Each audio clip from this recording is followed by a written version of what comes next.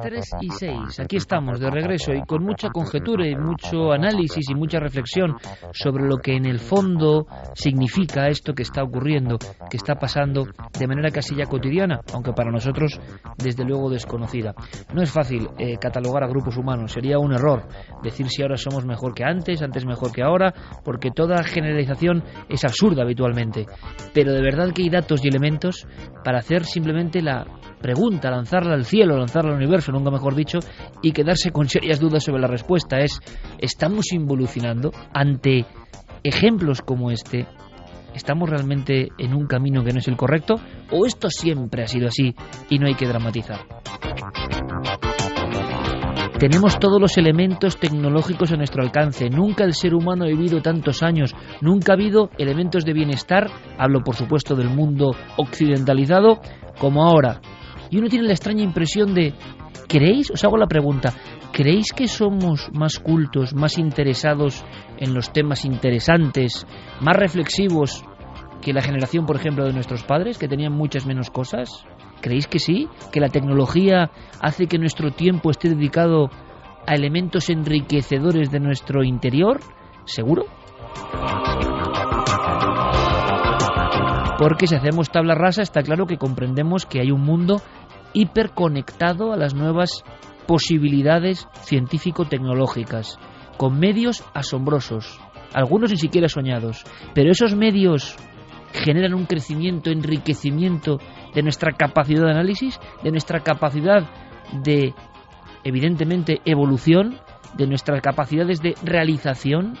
Está muy claro, cuando uno habla con una persona que puede querer mucho, no pasa nada, puede ser de su ámbito familiar, puede ser un conocido, puede ser un buen amigo o que ha sido amigo, y se da cuenta que de inmediato, y esto es así, lo digo como suena, lo crudo, sus anhelos, su capacidad reflexiva, se ha quedado en umbrales, se ha quedado en mundos que uno de repente ya no comparte, que le parecen primitivos, no ha evolucionado, gente que no se ha realizado, y da igual la condición cultural, la condición económica, la condición social, da exactamente igual, parece que es un camino que empieza y emprende cada uno, y se puede hacer por lo tanto una medición global, porque desde luego si esto es ejemplo de ello, pueden decirnos, hay ejemplos hermosísimos. Mientras vosotros contáis historietas en la radio, hay gente que ayuda a los demás. Hay gente que sin tanta palabrería como Iker Jiménez se dedica a ayudar a los demás. Evidentemente esa gente es mucho mejor que yo y tiene un nivel espiritual que yo no he alcanzado. Pero, repito, ¿y si hiciéramos una media, qué resultado tendríamos? Compañero Santiago Camacho, diste algunas pautas y ahora enseguida vamos, por favor, quiero saber vuestra opinión, quiero leer vuestras sentencias. Si algo tienen de bueno las redes sociales, yo creo, es la capacidad de muchos de nuestros amigos, hay que decirlo, de lo que yo no sé hacer, es decir, resumir en una frase, en un concepto, contar las cosas clarísimas, que todo lo entendamos. Y quiero escucharos sobre lo que hemos contado, que no es leyenda urbana. Santi, había datos que no contaste ni siquiera sobre esa idiocia generalizada a grandes rasgos, o ese Homo digitalis que parece que va de nuevo achepándose, ¿no?, en el código de la evolución y que vuelve hacia el mono, no, porque los monos incluso tienen a veces cosas mejores que nosotros. Había más datos. Pues sí, para los que no oyeron el otro día en Cuarto Milenio, resumiré mucho. El profesor Gerald Crabtree, un científico de la Universidad de Stanford, ha conmocionado a la comunidad científica con un estudio en el cual afirmaba que el ser humano está involucionando, se está haciendo cada vez menos inteligente. De hecho, ponía varios ejemplos y uno de ellos, por ejemplo, muy gráfico, es que tenemos de capacidad cerebral un 10% menos en un cerebro humano, viene a ser el tamaño de una pelota de tenis, para hacernos una idea, que el hombre de Cromañón, y que esto se debía a que la ausencia de selección natural, la ausencia de que evidentemente no tenemos peligros naturales, no tenemos situaciones de esas de piensa rápido o muere, que nuestros antepasados que vivían en las cavernas, pues evidentemente sí las tenían, pues hace que se vayan multiplicando las mutaciones perjudiciales para nuestra inteligencia. De hecho, decía una cosa muy gráfica, decía que un ciudadano actual, medio, cualquiera de nosotros, tú, yo o cualquiera de los que nos están oyendo, lo colocamos en la Atenas de hace 3.000 años y llega al nivel del tonto del pueblo. Y si cogemos a un ciudadano medio de esa Atenas de hace 3.000 años y lo colocamos aquí, lo consideraríamos un tipo inteligente, equilibrado emocionalmente, un auténtico líder. Pues hay más, serían como datos concretos, según este especialista que ha montado el Gran Tsunami con su estudio, datos, cifras, años que ponen los pelos de punta, Santi. Claro, él hace una, prospección, hace una proyección de los datos actuales y de la tendencia que él ha detectado. Y afirma que en unos siglos la brecha entre nuestros antepasados y nosotros ya no será cosa de que la ponga en un estudio o que sea más o menos discutible, será evidente. Es decir, hasta los poco inteligentes ciudadanos de dentro de unos siglos se darán cuenta de que ya no son tan inteligentes como sus antepasados. En 1000 años, siguiendo esta proyección, habríamos perdido la capacidad para entender materias muy complejas. Es decir, olvídate de físicos nucleares o de filósofos especulativos o de gente que se dedique a... El proceso de involución haría imposible que ciertas mentes, aunque fuesen aisladas, llegasen a esas copas del conocimiento, ¿no? Y en 3000 años, siguiendo esa proyección, empezaría a ponerse en duda si somos una especie realmente inteligente. Todo esto parece un chiste, pero insisto, o sea, Universidad de Stanford, profesor Gerald Crabtree, y he publicado el estudio en revistas científicas. 3 y 13, claro, Santi, tantas cosas que hemos contado esta noche de la conspiración parecen un chiste y resulta que parece que de chiste nada, chiste la realidad cotidiana en ocasiones. ¿Qué opina nuestro público? Ha habido bombazo con esto, me imagino, porque es tremendo, o sea, es inaudito y encima parece que hay, luego comentará Javi, diferentes formatos de esta gracia del láser. Pero claro, lanzarlo contra un avión... Mira, César nos dice definitivamente estamos involucionando, hay que ser tarado. No sé si es que la globalización nos está sentando muy mal. Boca negra, la idiotez humana es descomunal. He visto gente con láser de esos apuntar a coches desde un puente. O sea, provocar un accidente, ¿no? Porque un láser de esos te puede deslumbrar y puedes provocar que alguien muera. Imagino que si eso ocurre, lo que hay que hacer, y uno observa eso, es denuncia inmediata. Aunque luego, claro, no se puede sorprender con la denuncia, la justicia y no sé qué. Pero alguien que intenta provocar conscientemente un destello en Estados Unidos es motivo de cárcel, eso ya de entrada, o sea, hay un cargo criminal y vas directamente ante un juez y hay un juicio. Sin gaitas, sin soplaviento, claro. Aquí están jugando, ¿no? Sergio, me parece de género tonto intentar cegar a un piloto para que estrelle un avión lleno de pasajeros. Es de cárcel.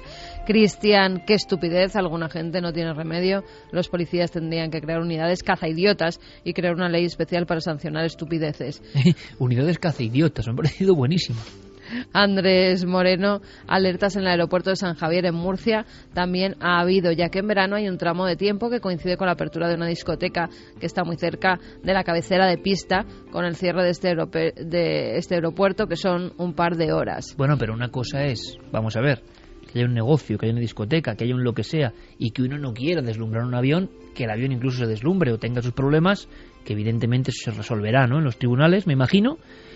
Pues se pondrán medidas, y otra cosa es que unos sujetos concretos metidos en el bosque oscuro del norte de España o al lado de las grandes urbes de ciertos aeropuertos, que estén ahí agazapados para deslumbrar a los aviones. Es que hay un Azara dice, ¿para estos no hay francotiradores?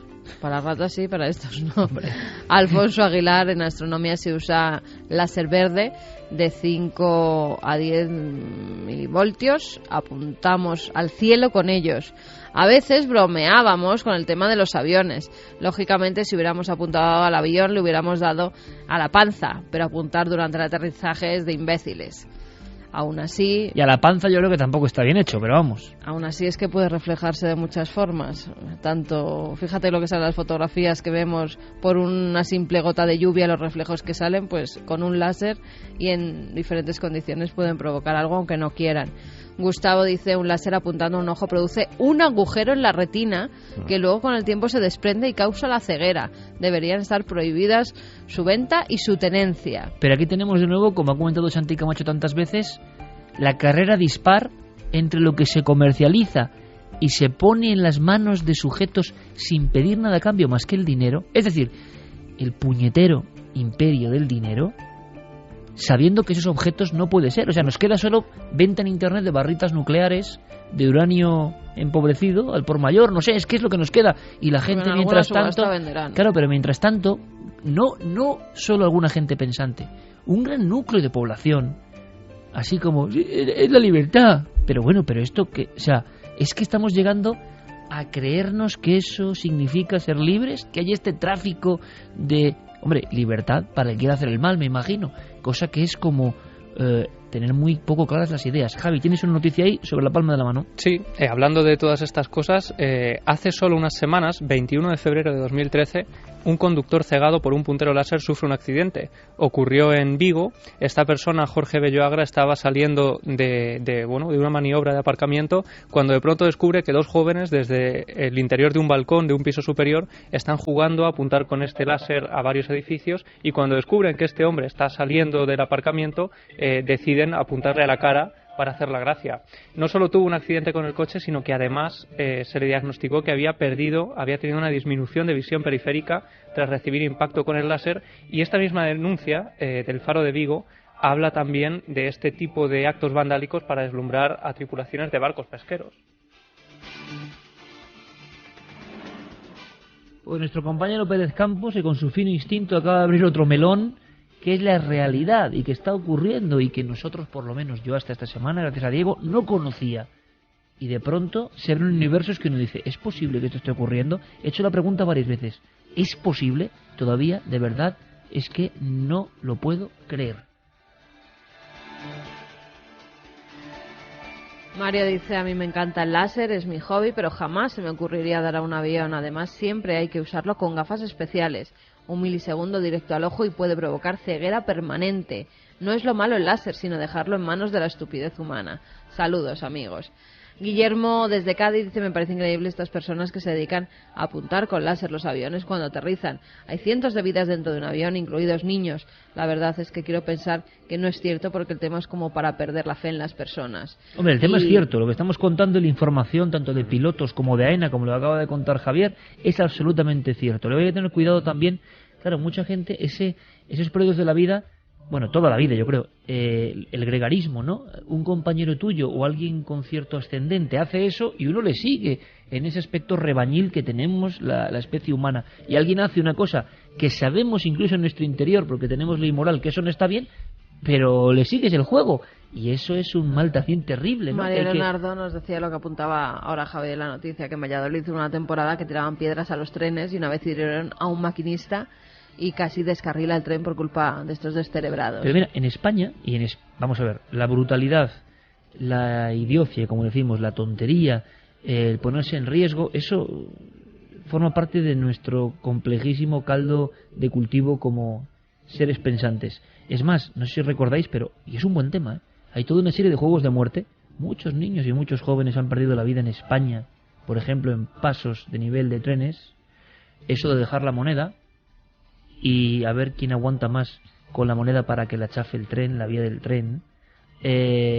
Ponerse, es como un juego que, si vamos al fondo, es como un juego casi iniciático de paso, como ocurre en las antiguas culturas. Es decir, mostrar el valor delante de sobre todo los hombres, mostrar el valor delante de los amigos y hacer algún tipo de tropelías que uno no entiende y cuando ya entra un poco en razón se va perdiendo. Pero una cosa es ponerse en peligro incluso uno mismo en la vía del tren, que es absurdo, y ha perdido, repito, la vida mucha gente en este país haciendo eso. Por ejemplo, aguantar a que venga el tren y cruzar rápidamente el último momento, y muchos chavales, no hay más que ir a hemeroteca, y ver en la España rural y no tan rural chavales que han sido absorbidos por el efecto ventosa del propio tren cuando pasa al lado, pensaban que estaban fuera de la capacidad del tren para llevárselos y han muerto. Y luego eso incluso se ha dulcificado o no con accidente. No, eran juegos de rito, juegos de muerte, juegos incomprensibles. Pero es una cosa, y otra cosa es tú con un medio poner en peligro la vida de otra gente que no tiene nada que ver. Pero lo peor del asunto es que ni siquiera es un fenómeno nacional. Es decir, una de las cosas curiosas que nos ha traído Internet y sobre todo YouTube es ver cientos, miles de testimonios gráficos filmados en vídeo de gente haciendo unas estupideces de un calibre contra su integridad física o contra los de los demás, desde cuando a los adolescentes norteamericanos les dio por hacer surf en el techo de los coches, a los pakistaníes por hacer lo propio, pero en el de los trenes, y luego barbaridades como muchos conductores kamikazes, carreras ilegales, etcétera, etcétera, que la propia Guardia Civil los ha detectado y detenido gracias a esa prueba gráfica puesta en Internet, y vemos que el fenómeno de hacer literalmente el cafre, no sé si habrá estado siempre, pero desde luego tiene una extensión mundial absolutamente curiosa. Pero hay una diferencia, incluso el que se pone en la vía del tren o cruza o pone en peligro su vida. Los del láser creo que no. Y los coches kamikazes tampoco ponen la suya, y además la de que viene de frente o la de que, claro. Que mira qué ejemplos hemos tenido, jugadores que tenían que ser ejemplo de muchos jóvenes, y que mira lo que están haciendo, que no se puede ir por la M30 a 216 y a 260 kilómetros por hora por coches muy potentes que te dan. Si se quieren matar, que se maten, pero que no maten a los demás. Hombre, ya, es que eso es un peligro. No se sabe si eran carreras o qué eran o qué circunstancia exacta había, pero alcanzar esas velocidades es algo como increíble, pero es que los del láser ni siquiera ponen en peligro su vida. O sea, aunque sea todo igual de absurdo, estar allí agazapado intentando no sé qué con los aviones nos parece todavía como, si cabe, más ruin, ¿no? En fin, estamos recibiendo esta información y estamos realmente asombrados. Mira, nos dice Emilio que en Estados Unidos hay 3.700 casos investigados por el FBI, que están a niveles de pandemia según noticias de Internet. Del láser y aviones. Del láser y aviones, 3.700 pues casos. Si los investiga el FBI, eso quiere decir que evidentemente sería delito federal, y no es ninguna broma. Es decir, por un delito federal vas a una cárcel federal, que no es precisamente un sitio muy agradable. Vamos a hacer una cosa, Noel, nos ponemos incluso en un ámbito de conspiración, pero más siniestro, porque quedaba una escena que contar antes de pasar a otros parámetros. Quedaba una escena tremenda con la que Santi abría el programa en esta noche, como decimos, de muchas conspiraciones formando un extraño puzzle. Él mencionaba una masacre extraña en un lugar, en Estados Unidos también. Y por otro lado decía 11S.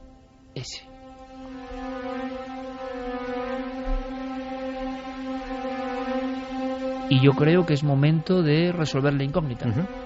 La incógnita tiene un nombre y un apellido. Se llamaba Philip Marshall. Philip Marshall, cuando escribía sobre la CIA o cuando escribía sobre el 11S, sabía muy bien de lo que hablaba, porque él mismo había sido piloto de la CIA. Él mismo había participado en muchas operaciones que nunca habían tenido lugar. Él mismo había estado en muchos sitios donde no había estado. Él mismo había llevado a muchos equipos de operaciones especiales a sitios donde jamás habrían hecho nada. Él sabía mucho de la historia oculta, y cuando vio caer las Torres Gemelas y el edificio número 7 del World Trade Center el 11 de septiembre de 2001, vio muchas cosas que no le encajaban y que le recordaban a esa vida anterior como piloto de la CIA. Y se puso a investigar, y lo cierto es que se puso a investigar, y fruto de esa investigación sacó varios libros en los cuales hacía afirmaciones tan tajantes como esta. Te voy a leer un párrafo textual.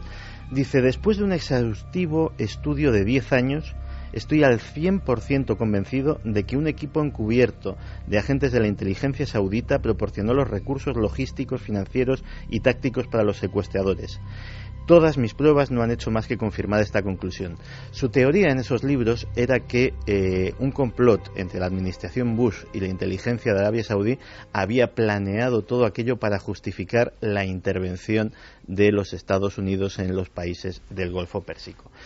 Pues, como te puedes imaginar, era un personaje muy polémico, era dentro incluso de la comunidad de investigadores del 11S, era muy, muy reconocido, y era uno de los que posiblemente más ruido hacían, y estaba preparando un cuarto libro sobre el tema. Y decía que iba a ser un bombazo, entre los suyos, digamos, sí, que difundió esa idea. Y de hecho también expresó su miedo a que le silenciaran, palabras textuales, porque creía que había dado con algo, con una pieza inédita que podía, digámoslo así, ser la clave para poner al descubierto, o que la gente realmente, incluso los que dudasen, dejasen de dudar de que en el 11S pues había algo más que la versión oficial. Su libro definitivo, de alguna forma.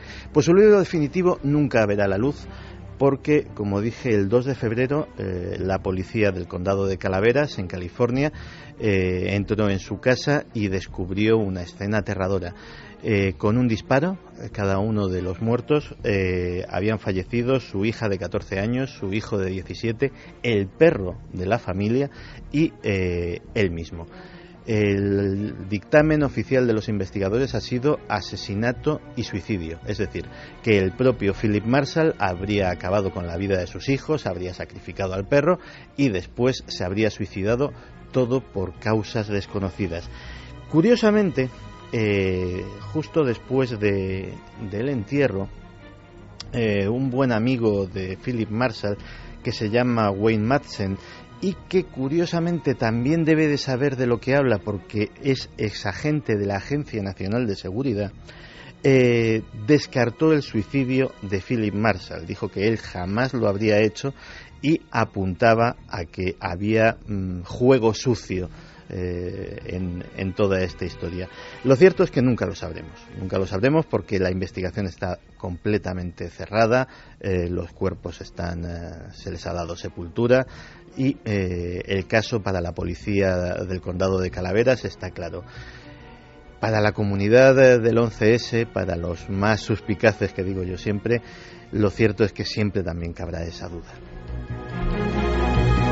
La teoría no oficial indica, sospecha, lanza al aire de la conjetura que podría ser una operación secreta. Uh-huh.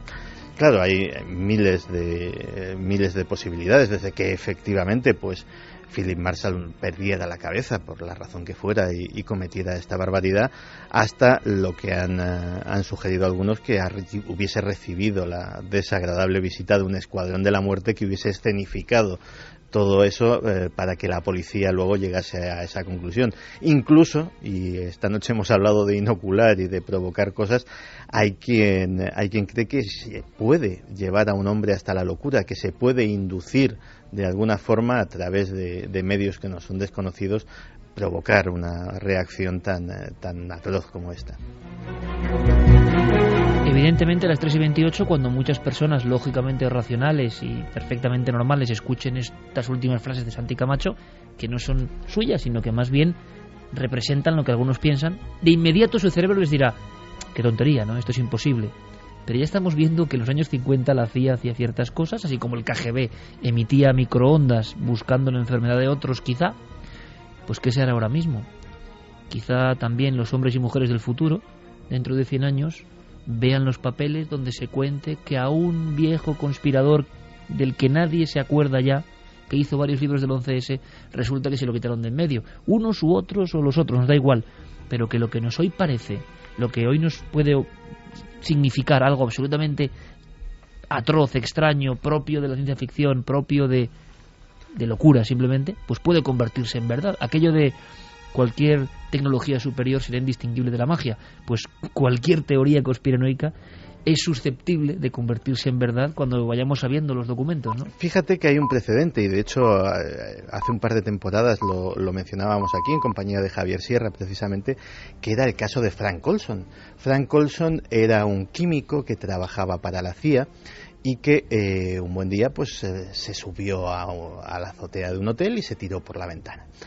Eso fue un suicidio durante años. Tuvieron que pasar décadas antes de que el gobierno estadounidense admitiese su responsabilidad en la muerte de Frank Olson e indemnizase a la familia. ¿Cuántos Frank Olson se ocultan en los tacos de expedientes de ciertos lugares? Algunos que quizá no tengan ni nombre. Es posible. ¿Y cuánto nos queda todavía por saber?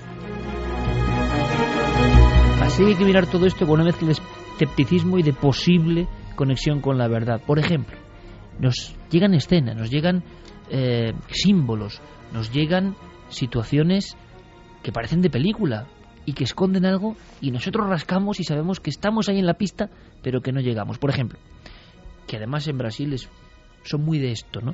De esa especie de escenificación de cosas que tienen una profunda verdad, oscura verdad en ocasiones, y llevan unos días en Sao Paulo, me decías, Carmen. Desde el 20 de febrero. Realmente, con la mosca detrás de la oreja,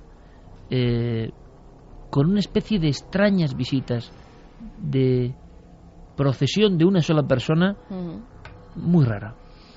Pues sí, desde el 20 de febrero en diversas partes de Sao Paulo están apareciendo cráneos humanos.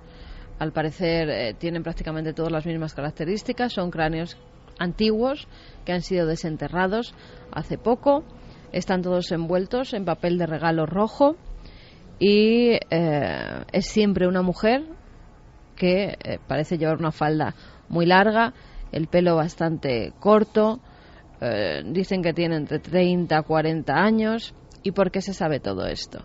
Bueno, esos cráneos empiezan a aparecer y no saben de qué forma parte, porque por las características es la misma persona o personas en un principio que piensan que están haciendo algún tipo de ritual. En un momento dado, en uno de los edificios donde ponen uno de esos cráneos, donde esta mujer deja uno de esos cráneos, tienen cámaras de seguridad. Y esas cámaras de seguridad logran filmar a esta mujer. Esta mujer iba ataviada, como te he dicho, llevaba una bolsa de plástico y en ella había 2 cráneos metidos. Está durante un tiempo intentando envolver una de esas cabezas en el papel rojo y cuando ve que ya no sale nadie de ese edificio, que uno es el Copan, muy importante de Sao Paulo, otro era una iglesia de mormones, otro era el consulado de Sudáfrica, o sea, en edificios representativos por algo, y la gente no sabía por qué, porque eran diferentes. Sí que es cierto que algunos eran consulados, pero también había otro tipo de edificios importantes en economía de Brasil o a nivel de iglesia, con lo cual no tenían un nexo común. Bueno, emiten las imágenes de esta mujer dejando el cráneo en ese edificio y por las características, un enterrador de un cementerio dice que hay una mujer que con esas características pues va a menudo a ese camposanto. Es el camposanto de Vilaformosa. La policía ya está atenta, ya está alerta, y cuando este funcionario de los cementerios da la voz de alerta, dice: esa señora acaba de entrar. Cuando sale de ese cementerio, la pillan con 2 cráneos en una bolsa. ¿La han detenido la señora? La han detenido. Han detenido a la señora por las imágenes de la cámara de seguridad que se emitieron. Es Leonarda Pasión, tiene 42 años y por el momento, aunque la tienen declarando, porque la han detenido esta misma mañana cuando salía del cementerio con 2 cráneos que no saben quién se lo ha facilitado, no saben si tiene alguien dentro que le da los restos o si por el contrario es ella la que se va a las tumbas más antiguas y desentierra siempre las cabezas, no hay ningún otro hueso, siempre cabezas. Y entonces es lo que está investigando la policía. ¿Qué apuntan? Que puede ser algún tipo de ritual. No saben de qué tipo. Pero que ella sea la que, porque parece que no tiene muy bien la mente, que tiene algún tipo de enfermedad mental, por lo que han podido ver en las pocas horas que hay desde la detención. Y creen que hay alguien más detrás de ella y ella es la que ejecuta. Los demás ordenan y ella ejecuta pues poner los cráneos donde la dicen. Esta mujer, ya te digo, está ahora mismo detenida, se enfrenta a penas de entre 1 y 3 años de cárcel y también están hablando de rituales espirituales en contra de políticos, de gente que tiene que ver con la economía y que están situados en lugares muy concretos que alguien le ha dicho que tiene que llevarlos a esos puntos para meter miedo a las personas que allí trabajan. Bueno, menuda escena también, propia de novela negra. Imaginemos casi un hechicero o una red de hechiceros, no se sabe, pero llevando unos símbolos que evidentemente quizá la persona que los observa sí que sabe que son para él. Como toda la simbología, ¿no? Igual para nosotros no tiene ningún significado, pero el destinatario sabe por qué se hace. Y eso es el poder también del vudú, ¿no? El que se sabe embrujado es el que puede tener tremendas consecuencias. Siguen llegando testimonios, siguen llegando historias. No penséis que a pesar de la actualidad, y esta actualidad además tan fragmentada y tan extraña, no siguen remitiéndonos interesantísimos sucesos de lo puro y, digamos, más esencial de lo paranormal. ¿Hay algún efecto que se ha convertido ya en clásico? Podríamos hablar de una nueva fenomenología. Cuando hablábamos de los vigilabebés, esta misma temporada, si no me equivoco, abríamos ahí una perspectiva nueva. Se sabía, se comentaba, se decía, pero pudimos vertebrar todo eso y crear un corpus de experiencias y hablar con un montón de testigos, y fuimos conscientes, repito, hace no tanto tiempo, de que había muchos padres de familia que habían podido observar a través de los interfonos, solo de sonido o también de imagen, elementos muy raros y que les angustiaron durante un tiempo. Y también pudimos, de alguna forma, saber que había un tipo de misterios alrededor de ellos. Nosotros no abandonamos las investigaciones y seguimos pues apuntando y conectando con todos vosotros. Si tenéis una historia que contarnos, algunas historias, digo, son realmente sobrecogedoras, impactantes realmente. Una de ellas es la perfecta, casi para poner colofón esta noche, Javi. Pues sí, es una de esas historias que tienen que ver casi con ese tipo de visiones a través de esos aparatos, ¿no?, que mucha gente utiliza para vigilar a sus bebés, para tenerlos protegidos incluso de cualquier cosa que pueda ocurrir. En este caso, la testigo con la que vamos a hablar, a la que vamos a escuchar, es Rocío, una persona que en el año 2011, ella trabaja cuidando varios bebés. Entonces ocurre que en una de las casas, una casa de Zaragoza que tiene más de 50 años de antigüedad, una casa ya bastante antigua, ella está cuidando al niño de una mujer que tiene que trabajar durante el día, y esto ocurre a las 2 de la tarde.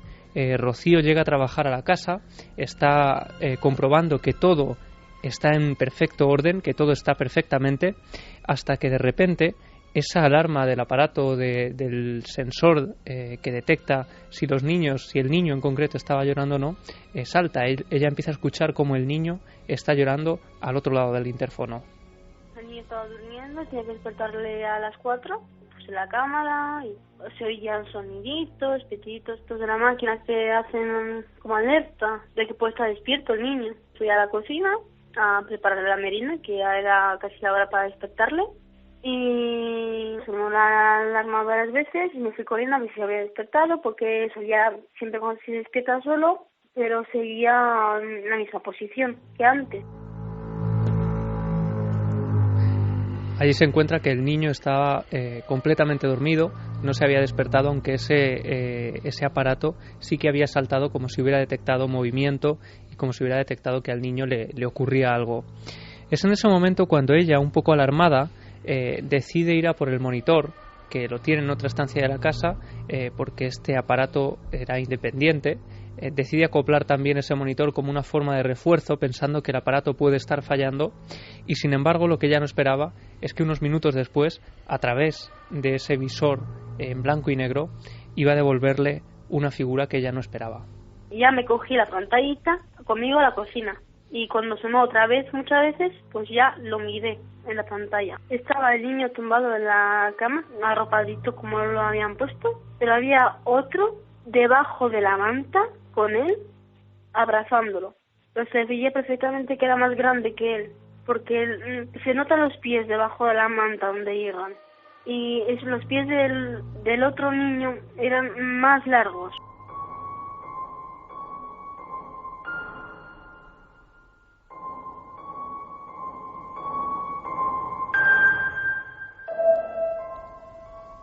Casi un poco de pausa, porque la descripción breve de esta mujer que vive este acontecimiento no requiere de más palabras casi, ¿no? Otro niño que parece mayor y que aparece en la grabación, y se llega a fijar en detalles como la largura del cuerpo de ese niño que evidentemente no debía estar ahí. Sí, ese niño no estaba allí. Este pequeño al que ella cuidaba no tenía ningún hermano, no tenía ningún familiar. Además, ella había sido testigo como no había absolutamente nadie más en la casa. Se había quedado completamente sola con él. Esto ocurre, como decíamos, a las 2 de la tarde, cuando el niño se está echando la siesta, y de repente, a través de ese visor, ve al niño abrazándolo, un niño que parece mayor que él. Y además una cosa que podemos intervenir en cualquier momento, que seguimos, por supuesto, escuchando el testimonio, una especie de interactuación, cosa que no es habitual. Es decir, se observan imágenes en ocasiones, imágenes externas a los niños, imágenes cercanas a los niños, niños que no son los que están ahí, pero claro, un niño abrazando a otro es una cosa que no hemos escuchado hasta el momento. Claro, y esto tira por tierra la teoría de algunos, ¿no?, de que esto puede tener que ver con un acoplamiento de imágenes. En este caso, ese niño efectivamente interactuaba con el otro. Rocío, en ese momento, se queda completamente paralizada, sin saber muy bien qué hacer, casi a punto de salir corriendo de la casa, pero en el último momento se da cuenta de que tiene que coger al pequeño, de que tiene que sacarlo de la casa, y en un acto de valentía que ella no sabe muy bien de dónde sale, decide finalmente entrar a coger al pequeño. No sé cómo pude el suficiente valor para coger y meterme en el cuarto. Cogí al niño en brazos que aún estaba dormido, le puse una manta y salí del piso. No quise pasar ni un segundo más, ni le puse los zapatos ni nada. O sea, salí pitando de ahí. Llamé a su madre, le dije que acudiera ahí, a su casa, y le conté todo. Yo pensaba que ella sí iba a ser sarcástica, en plan de, no, imaginaciones tuyas, pero no fue así. Yo ahora me he imaginado, digamos, la intrahistoria, ¿no? Que es lo que pocas veces ocurre. Y mañana tenemos, con todo lo que son los testimonios, ¿no? Cada uno puede pensar lo que quiera, pero mañana, por ejemplo, en Cuarto Milenio, entre otras muchas cosas bonitas, tenemos un testimonio de esas intrahistorias que ocurren a veces cuando uno tiene que hacer algo que nos parece cotidiano. Pero claro, hacer algo cotidiano cuando te está pasando esto es harina de otro costal.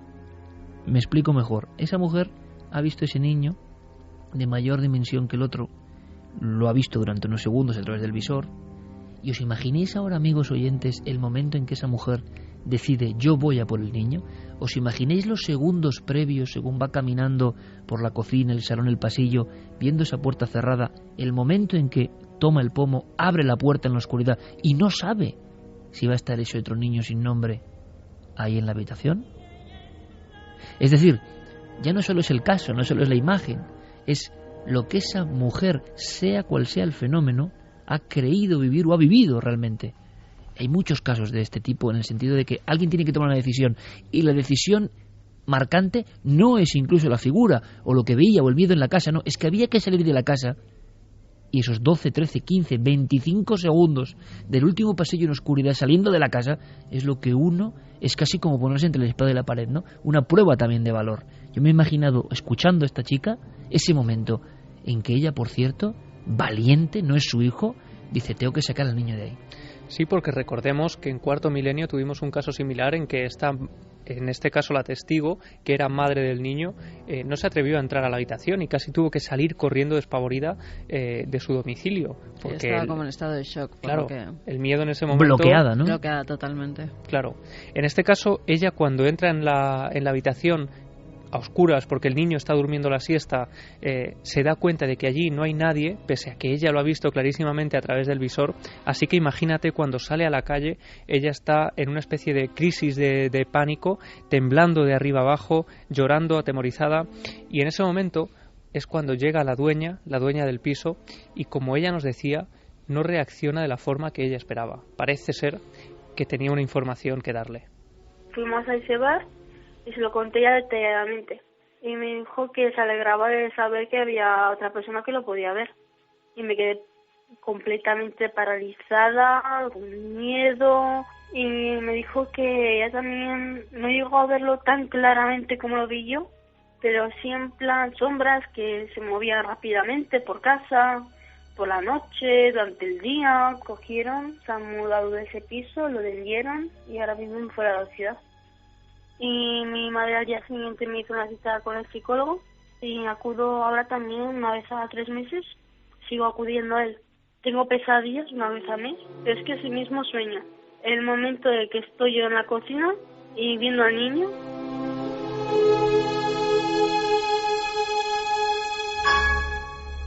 No solo valentía, sino yo creo que muchos redaños esta chica para confesar que después de un encuentro con lo que sea, pero sufrido intensamente, tiene que acudir a un especialista, y me parece bien decirlo, porque si uno cree haber vivido esto o lo ha vivido, el shock, el impacto brutal, no se puede entender si uno no ha vivido algo similar.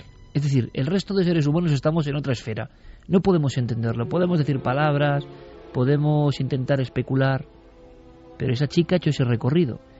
que decíamos, esa chica ha visto eso y ha ido a por el niño, y encima el remate, Javi. La madre de ese niño que ella cuidaba dice que algo ocurría en esa casa concreta. Sí, ella aseguraba haber sido testigo en varias ocasiones de ese tipo de fenómenos. Ella no lo había visto claramente, pero sí que había visto esas sombras, esas figuras, movimientos de objetos que no sabía muy bien por qué se producían, y hasta el punto de que este fenómeno que hemos escuchado hoy se convierte en el detonante para que ellos se marchen de la casa. Pero algunas veces, Iker, nos preguntan, ¿no?, ¿cómo sabemos si un testigo nos está mintiendo o no? Sí, es la eterna pregunta, ¿no? Claro, pues este es el ejemplo perfecto, porque en su voz se nota todavía una angustia cuando nos está contando esa historia, pese a que han pasado ya casi 2 años de todo aquello. Y además, ella nos decía, y esto tiene un mérito especial, que ni siquiera el psicólogo le había terminado de contar muy bien por qué estaba acudiendo periódicamente a su consulta, porque tenía miedo de que la determinación de este profesional fuera que esta chica estaba loca, ¿no? No se había terminado de abrir con él, y sin embargo con nosotros, gracias a la confianza, ¿no?, a través de otros testigos similares, pues se atrevió a contarnos esta experiencia. Claro, la eterna soledad del testigo, ¿no?, que evidentemente hasta los profesionales más preparados solo van a interrogarla, solo van a poder analizar su caso desde su parámetro mental, y a veces hay parámetros mentales en los cuales no cabe esta posibilidad de que eso sea verdad.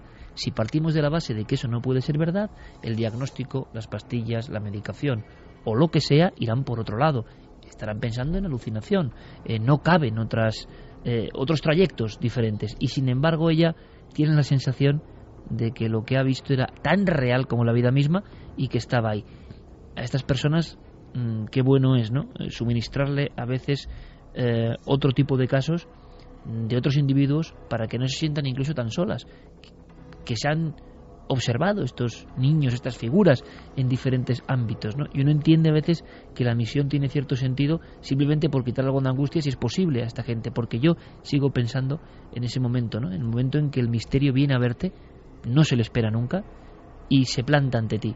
Y también pienso en qué sencillo es en reducir todo esto a imaginaciones, o como hace mucha gente, no, habré tomado alguna droga o habré bebido, es decir, esa fácil salida, ¿no?, por la vía de servicio rápida, para ni siquiera preguntarse lo profundo de si esto es posible, qué significa ese niño, si es que hay un niño ahí, si es que hay un recuerdo de un niño, si es que la mente provoca ese niño, si es que es un niño que ella quiso tener, yo qué sé, las posibilidades son muchísimas y el abanico amplísimo, pero desde luego un poco de comprensión, de afecto, y cómo, a pesar de la angustia, muchas personas que sufren este tipo de casos tan fuertes sienten, ¿no?, que tienen que contarlo, se sienten mejor, se sienten un poco liberadas. No sé qué opináis de esta historia, de este caso concreto, porque a mí me ha parecido realmente impresionante en los diferentes baremos, ¿no? Es uno de esos casos que yo no sé a los espectadores, ahora lo veremos a los oyentes, lo veremos, pero a mí me ha dejado francamente tocado, ¿no?, porque es muy clara, como decía Javi, la angustia. Si hay una pregunta que es lógica, es la de, oye, ¿cómo diferenciáis? Uno nunca sabe, nunca tiene la certeza de un testigo. Hay algunos de los que no puedo desconfiar, pero muchas veces la forma de transmitirlo, la forma de hablar, como de cada uno de nosotros, y de tantas cosas, ¿verdad? Sí, la verdad es que es un caso que a mí me estaba dejando sobrecogido, porque no tiene nada que ver con ninguno de los semejantes que habíamos probado, y desde luego la valentía de esta chica es notable, y entiendo que le haya dejado secuelas, y la animamos desde aquí. Y yo le voy a decir algo que me dijo en su día el doctor Jiménez del Oso, que aparte de un gran divulgador y un gran experto en estas cosas, también era psiquiatra. Y en una charla un día le dije, bueno, ¿y si algún día me pasa? ¿Y si algún día...? Porque nos dedicamos a esto, vivimos muy al filo de llegarlo a tocar alguna vez. ¿Qué hago?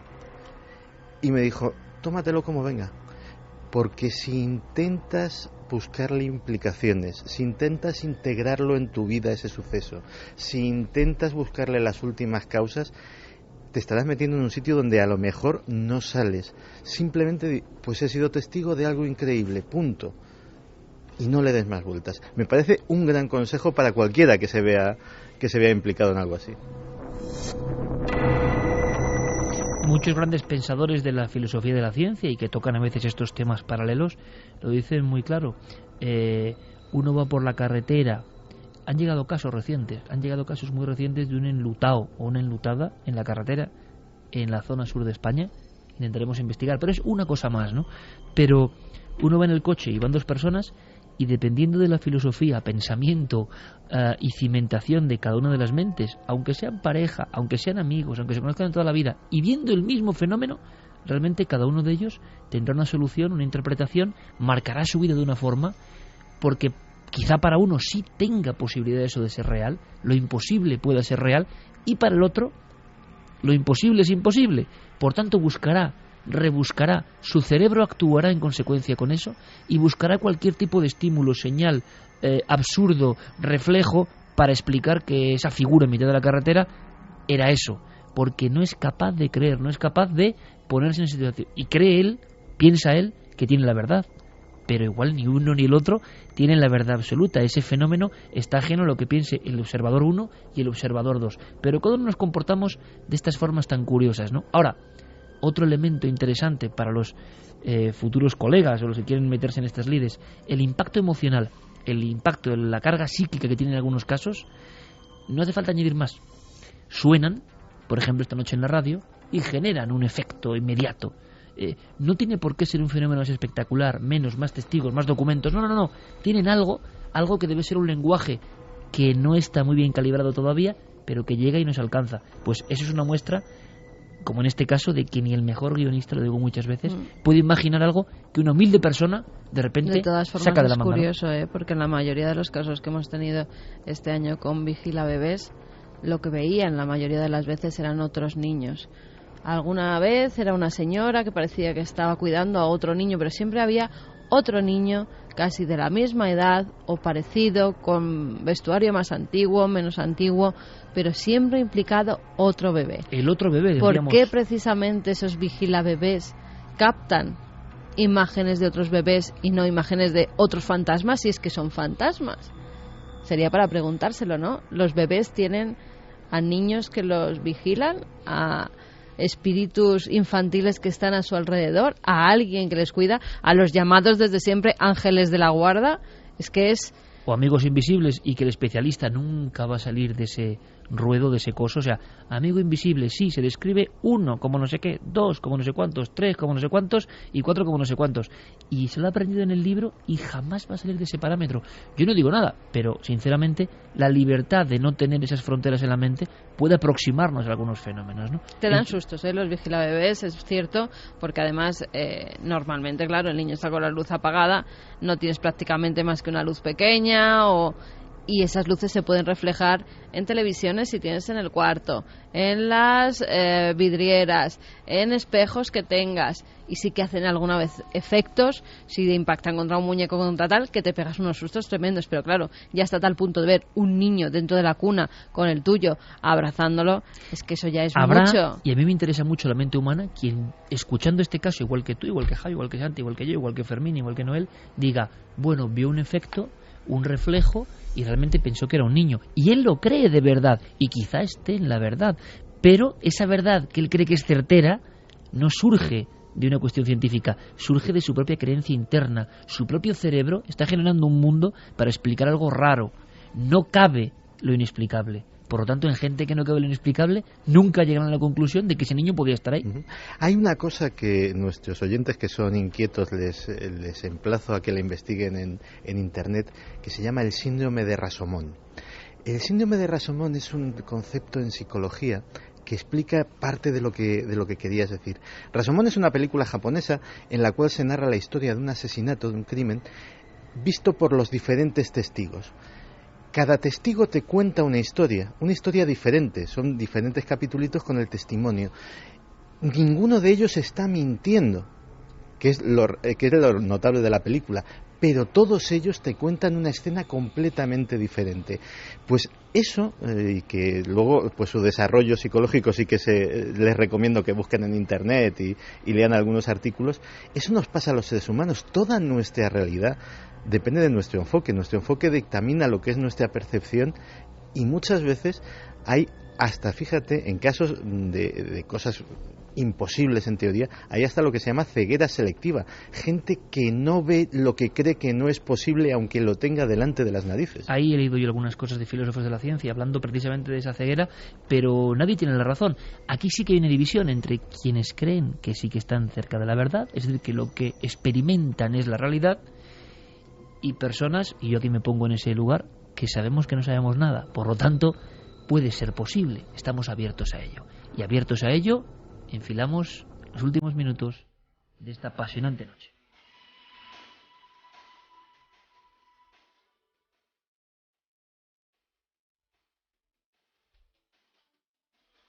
Pues vamos con esos últimos mensajes. Dar un beso muy grande a Ana, que ha perdido pues a su fiel compañero, a un perrito que tenía 18 años, que ha estado prácticamente toda su vida con ella, y bueno, pues hace 2 días subió al mundo de los perros. Ya estará jugando con muchos de los perritos amigos de Milenio 3, con nuestro UFO, y allí estarán todos armando la marimorena, porque claro, eran todos tremendos. Así que para Teddy, un saludo muy grande y un abrazo de estos humanos que te cuidaron.